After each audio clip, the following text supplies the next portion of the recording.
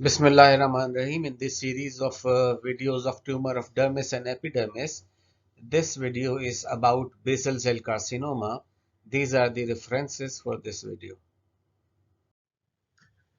Basal cell carcinoma is a distinctive tumor because it is locally aggressive tumor, and in the classic literature it was previously termed as rodent ulcer. It is a slowly growing tumor and rarely metastasizes. Only less than 0.5% of the cases show metastasis. This tumor is associated with the characteristic mutation in hedgehog signaling pathway, and it is the most common invasive cancer in the locally invasive cancer in humans, and the lifetime risk for developing this tumor is 30%. About 1 million cases being diagnosed each year in United States, and incidence in USA is about 500 to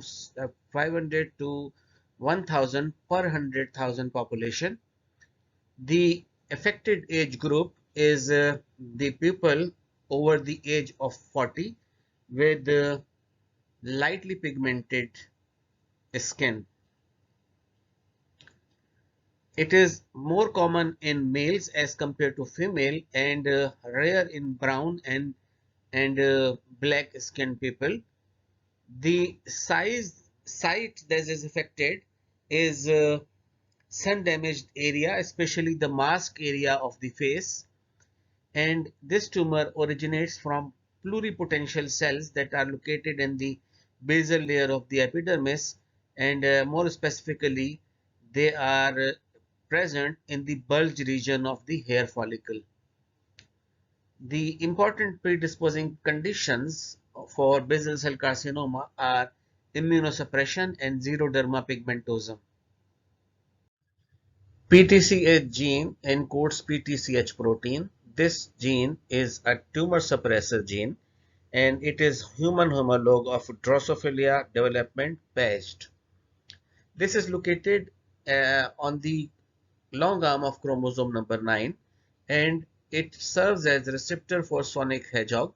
This SHH or sonic hedgehog is another protein that is involved in the sonic hedgehog signaling pathway, and this PTCH protein is responsible for the controls of polarity and CNS development during embryogenesis.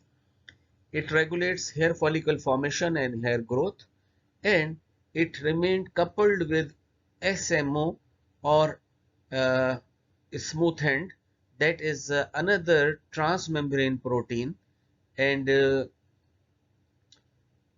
when SHH binds to its receptor, there is separation of SMO from the PTCH protein, and this SMO then work on GLI1 transcription factor and responsible for cellular growth and survival. When this gene is constitutively active, it will lead to development of tumor. This PTCH gene mutation is associated with the cancer syndrome that is having a skin manifestation. There are many other, but this is one among these. The basal cell carcinoma show germline loss of function mutation in one PTCH gene, and second PTCH allele is damaged by ultraviolet rays, and there are other mutations also, such as mutation that activate hedgehog signaling and loss of function mutation in PTCH, and this is due to ultraviolet light, and 33% of the cases of basal cell carcinoma that are due to ultraviolet light, they show cytosine to thymine transition, that is the genetic signature for the pathogenetic mechanism. So when there is germline mutation, that is associated or that is manifested as Gorlin syndrome, basal cell nevus, or nevus basal cell carcinoma. All are the same condition. There is development of tumors such as medulloblastoma and ovarian fibrous tumor in a patient of less than 20 years of age. There is presence of odontogenic or mandibular keratocyst, development of pits, dyskeratosis on the palm and sole, and numerous other developmental anomalies. This illustration is describing the mechanism and pathogenesis of development of basal cell carcinoma and involvement of PTCH and SMO protein.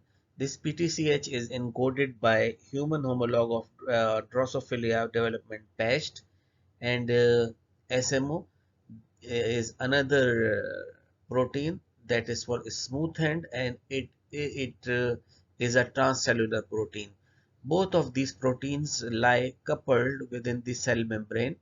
When a sonic hedgehog, that is another protein, binds to the PTCH, there is uncoupling of the SMO from PTCH, and this uncoupling initiates a ligand-dependent signal transduction through the transcription factor GLI1, and there is activation of gene expression, and the cell development and tissue homeostasis occur.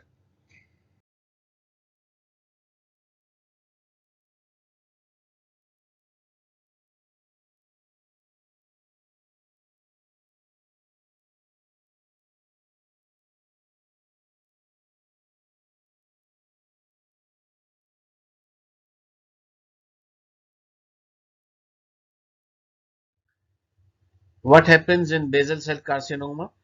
There is a mutated PTCH, and hence a protein is abnormal, and SMO is now active, and it is uncoupled with the PTCH protein, and there is ligand independent signaling transduction, and this transcription factor works at its own, and the cell division is unregulated, leading to abnormal growth and abnormal patterning.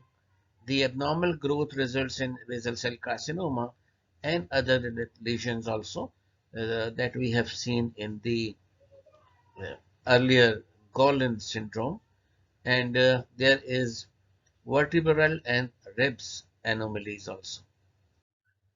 To summarize the etiology and predisposing factors of basal cell carcinoma, the basal cell carcinoma is due to genetic mutations, and these genetic mutations can be familial or acquired. It is predisposed due to ultraviolet radiation, and especially ultraviolet B is associated with this, and this ultraviolet B having the wavelength between 290 to 320 nanometer. The people who have got skin phenotype 1 and 2 and albinos are predisposed to basal cell carcinoma. If they have history of heavy sun exposure, previous therapy with X-ray for facial acne is also associated with the subsequent development of basal cell carcinoma. Ingestion of arsenic uh, results in superficial multicentric basal cell carcinoma, and these occur years after the after the ingestion of arsenic. If a person has history of basal cell carcinoma, it is more he or she is more uh, likely to have basal cell carcinoma. Immunosuppression and xeroderma pigmentosum are also predisposed to basal cell carcinoma. This is the clinical picture of basal cell carcinoma that is associated with basal cell nevus syndrome. There are multiple small reddish papular lesions dispersed throughout the face. There is considerable amount of scarring that is present due to removal of previous lesions. Strabismus and frontal boozing are also present. This is uh, there are multiple 1 to 2 millimeter sharply marginated depressed lesions that are present in this picture, and these are termed as palmar pits. These are frequent lesions that are present on the palmar surface of the hand. There are a number of familial cancer syndrome that have cutaneous manifestation. Ataxia telangiectasia is an autosomal recessive disease, and the chromosome for the gene ATM is located on the 11 chromosome on the long arm, and this ATM protein is responsible for DNA repair after radiation injury. And if it is mutated, there is neurologic and vascular lesion development. The nevoid basal cell carcinoma syndrome is an autosomal dominant disorder, and the gene, that PTCH gene, is located on long arm of chromosome 9, and this gene is responsible for developmental patterning pattern. And when there is abnormal protein, there is multiple basal cell carcinomas, medulloblastoma, and jaw cyst development.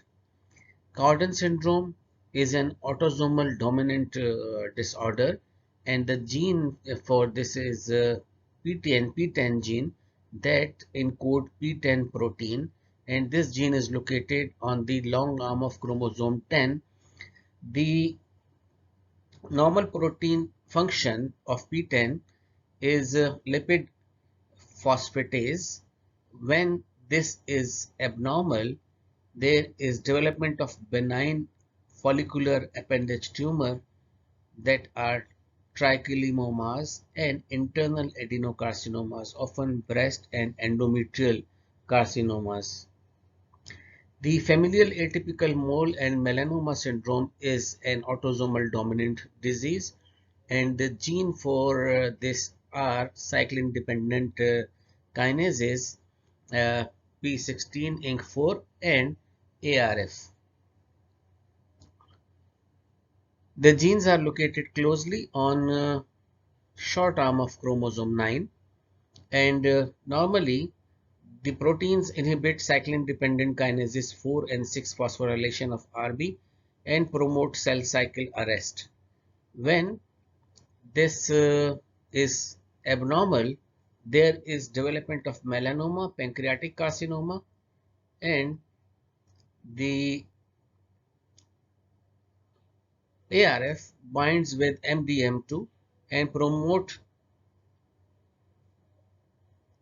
P53 function, and its mutation also leads to melanoma and pancreatic carcinoma.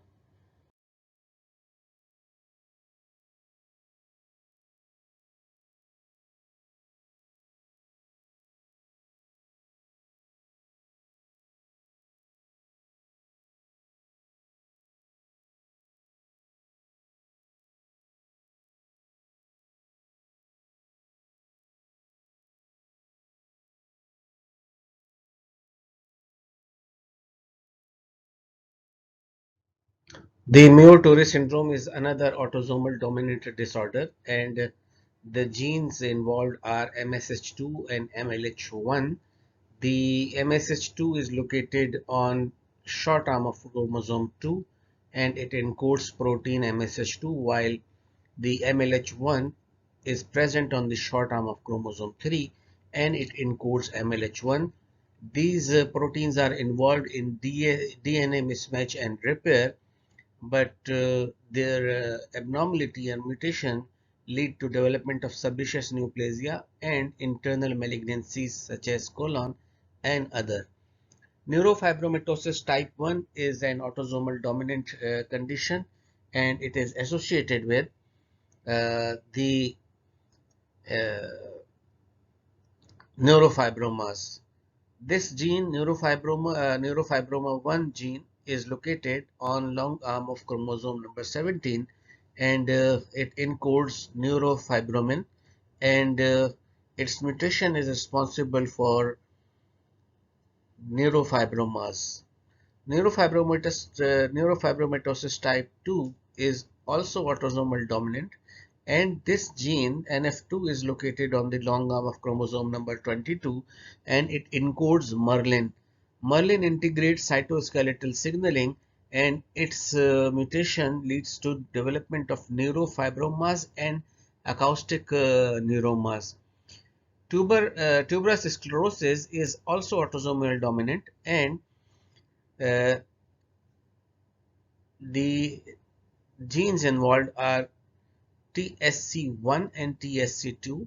TSC1 is located on the long arm of chromosome number 9, and it encodes hamartin, while the TSC2 is located on chromosome number 16, the short arm of chromosome 16, and it encodes tuberin. These two proteins work together in a complex that negatively regulates the mTOR signaling pathway, and when this signaling is disturbed, there is development of angiofibromas and intellectual disabilities.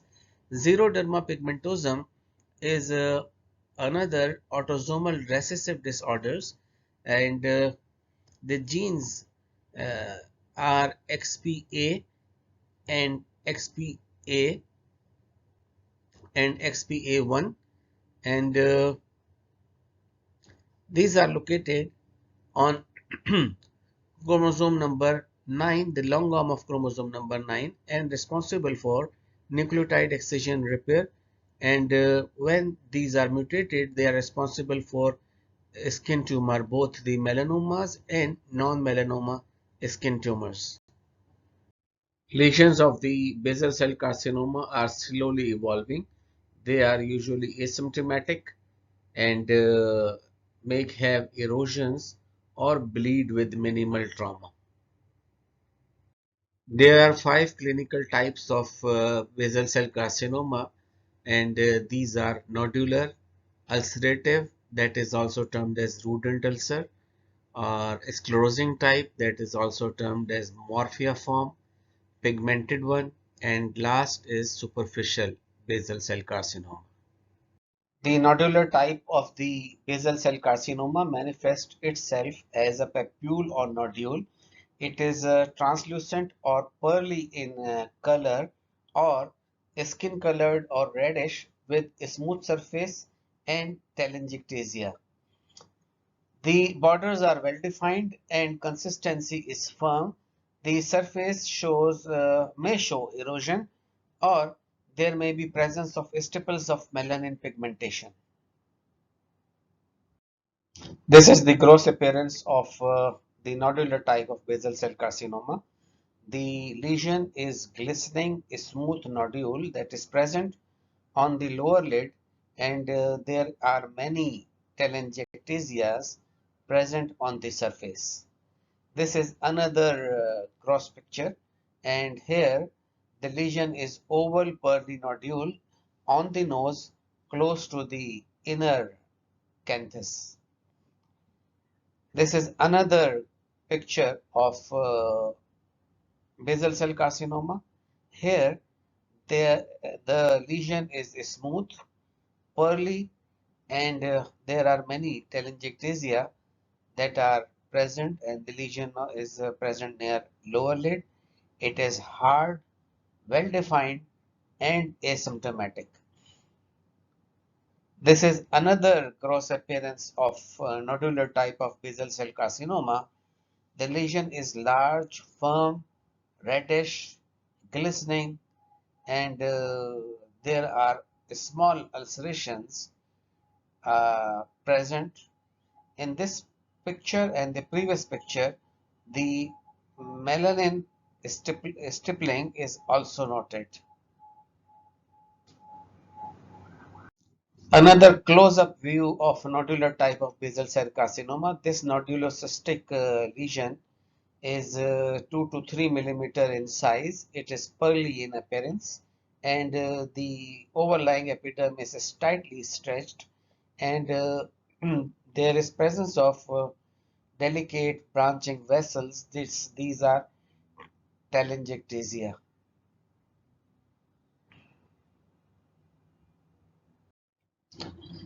The ulcerating type of basal cell carcinoma shows ulcer that often are covered by a crust, and the borders are rolled out, and the lesions are translucent, pearly, smooth, and there is presence of telangiectasia also, and the lesions are firm in consistency.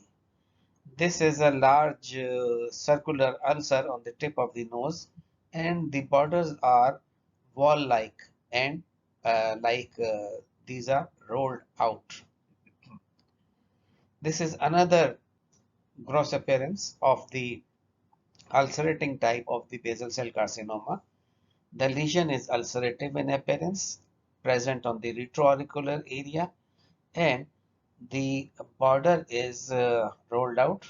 The ulcerated surface is crusted. Here, this is a closer view of another case of ulcerated lesion in basal cell carcinoma. And here in this pre-auricular area, the rolled out border is clearly seen, and there is presence of yellow necrosis with black crust formation. This is a deep ulcer, and showing rolled out borders, and these are smooth, glistening, and they are partly crusted, and this is lesion present in the mandibular region. This is a large ulcerative lesion of the basal cell carcinoma that is extending from the nuchal area of the posterior aspect of the neck, retroauricular area to the temple, and it is a firm lesion that has got plenty of granulation tissue, and there is presence of numerous hemorrhagic crusts. The borders are rolled out, elevated, firm, and smooth. The sclerosing type is also termed as morphia type, and it is characterized by presence of small patches of morphia or a superficial scar that are often ill-defined, and they may be skin colored, whitish, or having papery pigmentation. There is excessive amount of fibrous stroma in sclerosing type, and this lesion can progress to nodular or ulcerating basal cell carcinoma. This gross picture is showing a small inconspicuous area resembling superficial morphia. This is ill-defined and yellowish with telangiectasia. On palpation, it was extending beyond the visible margin of the lesion, having a consistency of a plate-like in duration. This gross appearance is showing a large depressed area resembling a scar on the nose. On the right uh, to this scar, there is typical rolled out border of nodular variety of basal cell carcinoma. This lesion is depicting that sclerosing and nodular basal cell carcinoma are simply two different growth patterns. This is another picture showing the gross appearance of basal cell carcinoma. In this picture particularly, all three growth patterns, the sclerosing, nodular, and ulcerating, are seen. This is a large lesion, and this area, the whitish area, looks like morphia. There is telangiectasia also, and this whitish area is within the level of the skin, and it is firm in consistency. In the temple and in the supraciliary region, there are some nodular lesions that are the nodular variant of this basal cell carcinoma. In this area, there is a large ulcer that has got a rolled out border. The superficial multicentric type of basal cell carcinoma appear as thin plaques. They are pink or red in color, and they have got fine thread-like borders. There is presence of telangiectasia on the surface, and this is the only form of the basal cell carcinoma that shows a considerable amount of scaling. This can give rise to nodular and ulcerating type of basal cell carcinoma also, and this bleeds with minimal excoriation. This is a single lesion of superficial variety, and this is a bright red lesion that has got slightly elevated rolled border that are detected by side lighting, not evident from the front. This is another gross picture of multiple lesions of superficial multicentric type. These lesions are bright red in appearance and showing scaling. These are flat lesions, and these are often without rolled out border. These hypopigmented areas are the areas uh, of scar following the cryotherapy for these lesions. This is the gross appearance of a superficial multicentric type of basal cell carcinoma. There are two irregular red lesions, and this one has got an elevated irregular surface and has assumed the morphology and growth behavior of a nodular basal cell carcinoma, while this area in this lesion is erosive in appearance and will progress to an ulcer.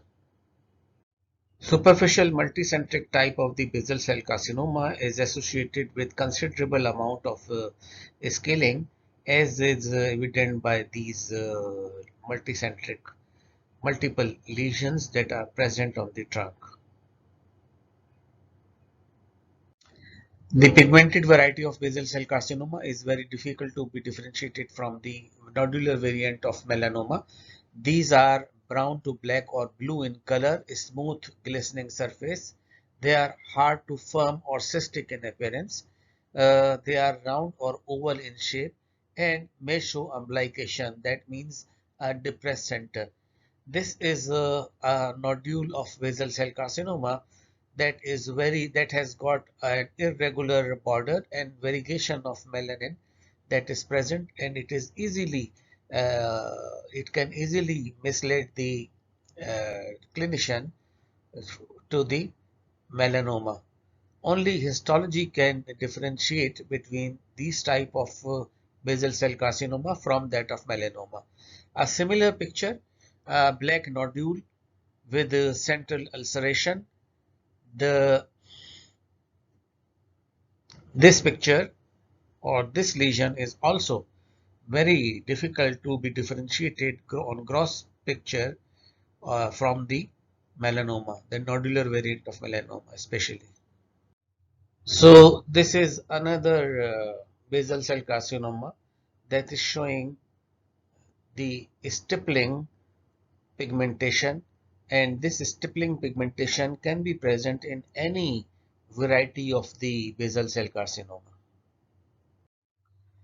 So this picture is showing telangiectatic vessels on the surface, tightly stretched epidermis, and this is pearly papule, and this pearly papule has got a central ulceration. Now to summarize the clinical variants of basal cell carcinoma, there is a pearly papule of nodulocystic type that is 2 to 3 millimeter, and the skin overlying epidermis is tightly stretched over it, and there is delicate branching vessels presence, and this is telangiectasia. Then rodent ulcer or ulcerative type is the central ulceration in the pearl with extensive local invasion to bone or sinuses. Then there is superficial variety of basal cell carcinoma that has got scaly, red, sharply demarcated plaques.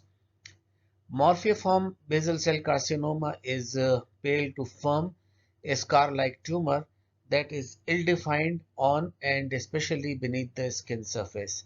And the pigmented variety of basal cell carcinoma cannot be differentiated clinically from malignant melanoma. Now the distribution of the basal cell carcinoma, the 90% of the cases of the basal cell carcinoma occur in the mask area or in the neck, the sun-exposed area. However, the scalp is also affected in the belt pupil. The medial and lateral canthi and nasolabial fold along with the retroauricular area should be carefully examined for the lesion, and these lesions are rare in the vermilion border of the lip and genital mucosal membranes because BCC arise only from the epidermis that has the capacity to develop hair follicles. The superficial multicentric type of the basal cell carcinoma occur on the chest or on the back. Now the histopathology of the basal cell carcinoma. The tumor cells are like normal basal cell layer of the epidermis, and they originate from the epidermis or follicular epithelium.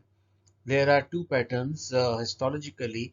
One is multifocal growth and another is the nodular growth lesion. The multifocal growth is originate from epidermis and sometime extending over several square centimeter or more of skin surface, while the nodular lesion grows deeply into the dermis in the form of cords or islands. These cells are basophilic and having a hyperchromatic nuclei, and the stroma is mucinous, while there is presence of fibroblastic and lymphocytic infiltrate. One feature is palisading. The cells at the periphery of the tumor cell nest are arranged perpendicularly or radially with their long axis in parallel alignment. This is termed as palisading.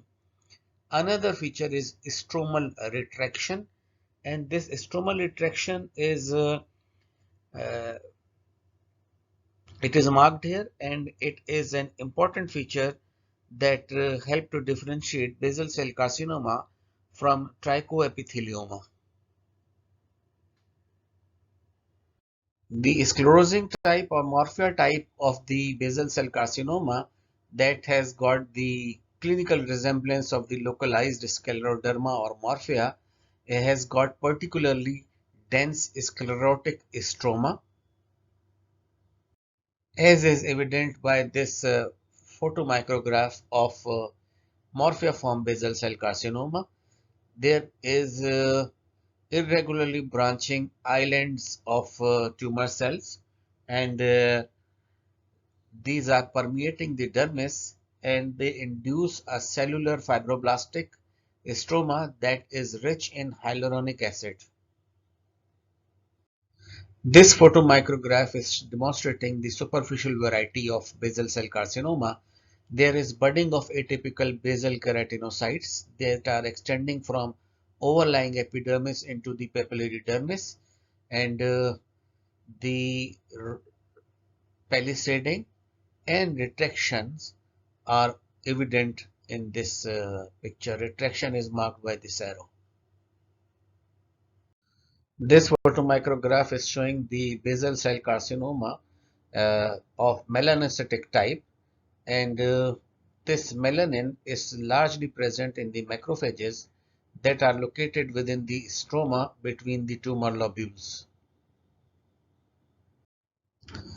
The basal cell carcinomas are positive for keratin, especially low molecular weight keratin, CD10, BRPE4, and androgen receptor. This BRP4 is important in differentiating from squamous cell carcinoma, as most of the squamous cell carcinoma do not express BRP4, but it is positive in basal cell carcinoma. EMA, CEE, and involucrin are negative in basal cell carcinoma, and the basement membrane that surrounds the tumor nest is positive for laminin, type 4 and 5 collagen, and bullous pemphigoid antigen. It was earlier considered that the basal cell carcinoma tumor cells can differentiate into neuroendocrine cells, so rarely they may show neuron-specific enolase expression. P53 overexpression is seen in more than 80% of the cases, and especially this is present in aggressive types. BCL2 differentiate this tumor from actinic keratosis, and there are a number of chromosomal aberration of 8, 9, 27, and 5. PTCH1 gene, there is inactivating somatic mutation in 67% of the cases, allelic loss of this PTCH1 gene in 53% of the cases, while SMO gene activating mutation is also seen in 10% of the cases.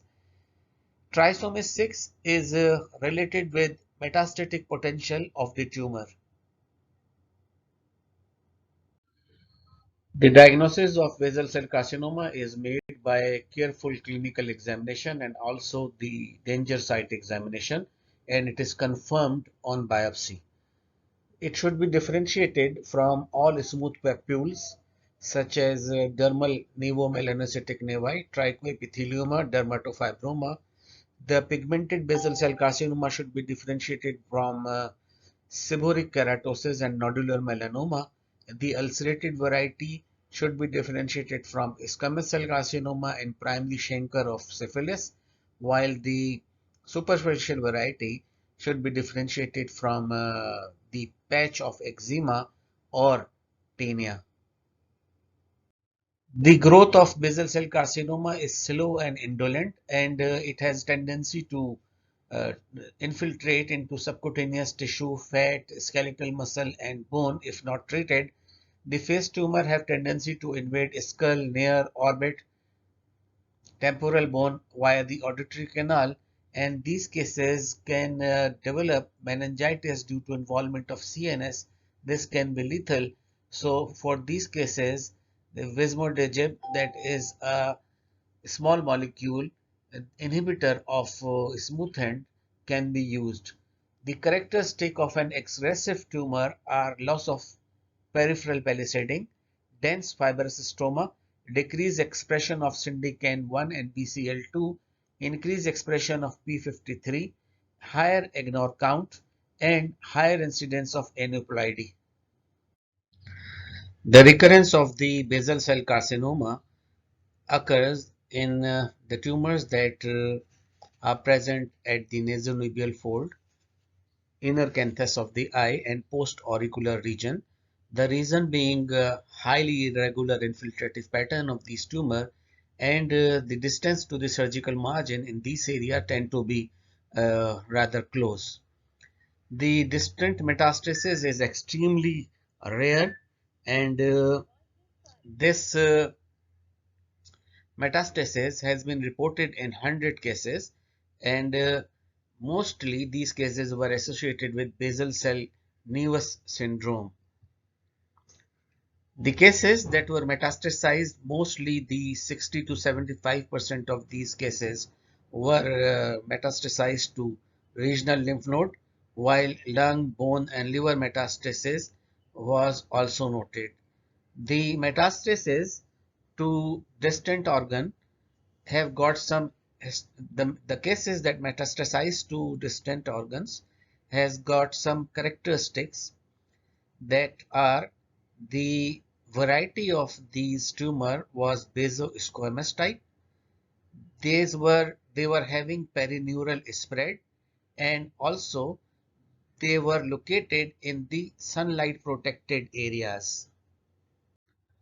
The plan for management of basal cell carcinoma depend on the histological growth pattern, presence of comorbidities, site and size of the tumor, and patient preference. Decision of the therapy for each patient is complex and need to be discussed in multidisciplinary tumor board meetings that include dermatologist, plastic surgeon, oculoplastic surgeon, oncologist, and pathologist. The surgical options include excision with primary closure, cryosurgery, skin flap or graft, electrosurgery, and cryosurgery